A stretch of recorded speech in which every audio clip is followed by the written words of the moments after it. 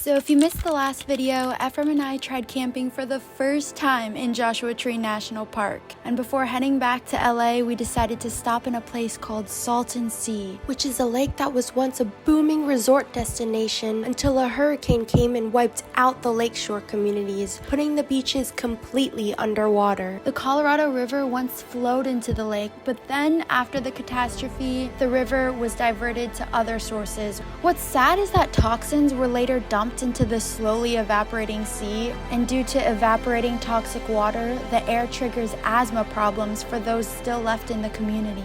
The sea smells like salt and dead fish, with dried up bones everywhere. I didn't go anywhere near the water, I was just on the evaporated part, because it's not safe to go close to it. In these shots, seeing like the color of the lake, which was once a place where people went swimming and rode their boats through it, it was pretty sad. I was having some existential thoughts here. On a lighter note, Ephraim and I visited a restaurant where boats used to pull up to its docks. And despite the sad sight and story of this overall city, this business has been surviving for decades. The staff was super nice and they make a really great grilled cheese. I ate that grilled cheese up.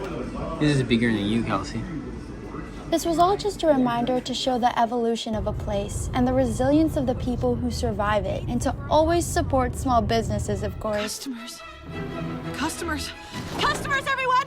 Customers! Your open, please come in. Signs are out. I don't wanna end up the same as other poets, neurotic and halfway insane. Although we see the world in the same way. And now it's finally time for us to make our way to the Sequoia National Forest, home of the giant redwood trees. This is the most beautiful national park I've ever seen. And maybe I should lower my voice because it's quite quiet. Just take a listen with me. All I can hear is cascades. And a woodpecker. So come along with me and my boyfriend Ephraim, of course, as we explore Sequoia and stay in a very secret Airbnb that I will talk about later. We're also in bear country, so I'm keeping my eyes peeled for bears. All right, how do I get down from this tree? Oh, okay. Emotional extremes, the panic of the everyday. I don't want your minimum wage. Yes, I need these hours alone to foster my self-righteous wage.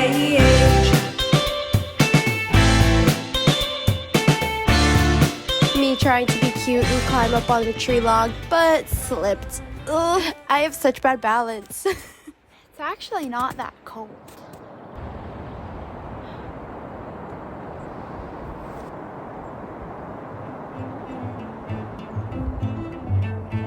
As the clouds started to close in, shifting the mood from Winnie the Pooh in the 100-acre wood to a twilight showdown, where at any moment a werewolf could pop out and profess their love for me, and my boyfriend, who's Italian, suddenly reveals he's a blood-sucking vampire who previously escaped the Volturi.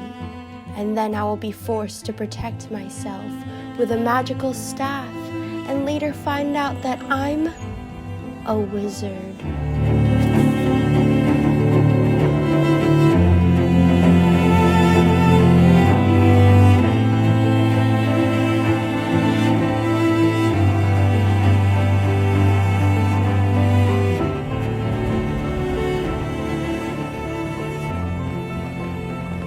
Not sorry for the cheesiness. I didn't know what to put as narration besides facts about redwoods, which if you wanted that, let me know in the comments below. I'm a little swollen because I just got my wisdom teeth taken out.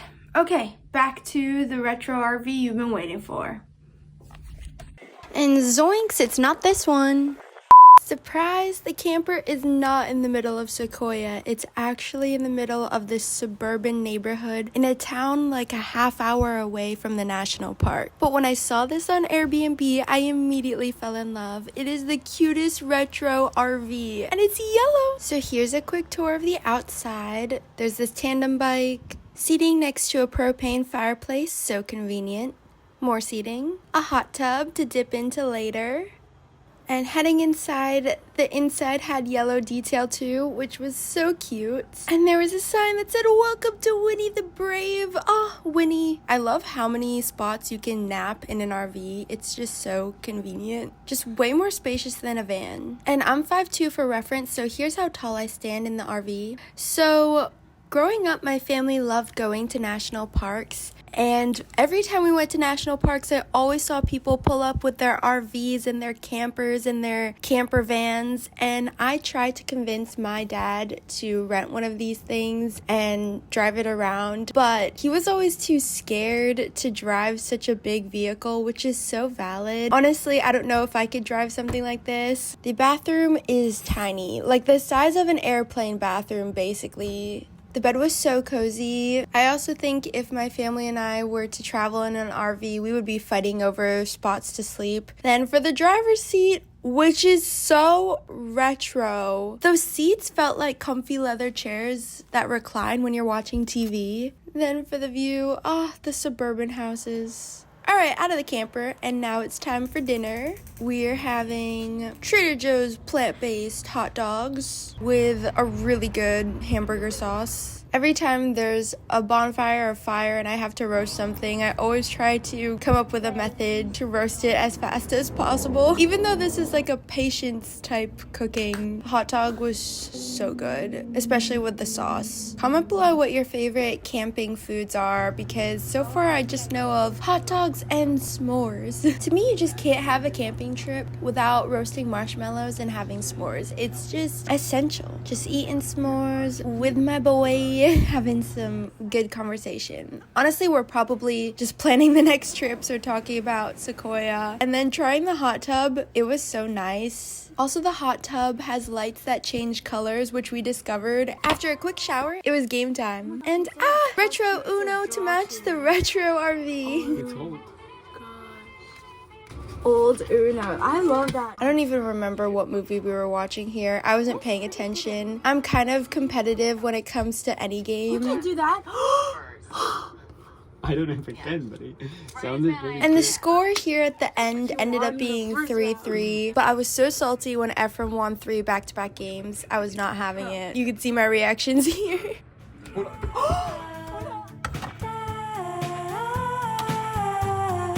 Is this the dream that you showed me? Phosphorescent light. For my first night sleeping in an RV, it's pretty good. Although it wasn't moving, but I could sleep anywhere, even if it was moving.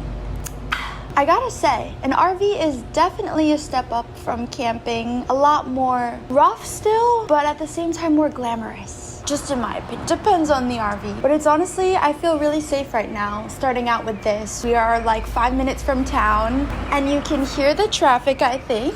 Definitely not out in the middle of nowhere, but I really enjoyed Sequoia National Park. Honestly, it's so different from the desert, and it just shows California's various environments and just the beauty that nature has. Isn't that so cool? 3 hours north of Joshua Tree, a forest of giant trees. That's insane to me. But so far, the West Coast is living up to its reputation of just having superb nature. Come join me and Ephraim in the next video where we combine both camping and sleeping on a vehicle.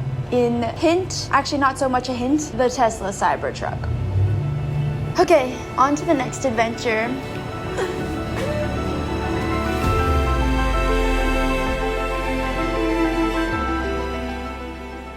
After we got home, we decided to go to Disneyland in Anaheim. And I just really wanted to show you this part. Cars Land is literally a dream. I just feel like such a kid here. And like Ferris Bueller says, life moves pretty fast. And if you don't stop and look around once in a while, you'll miss it. You stop?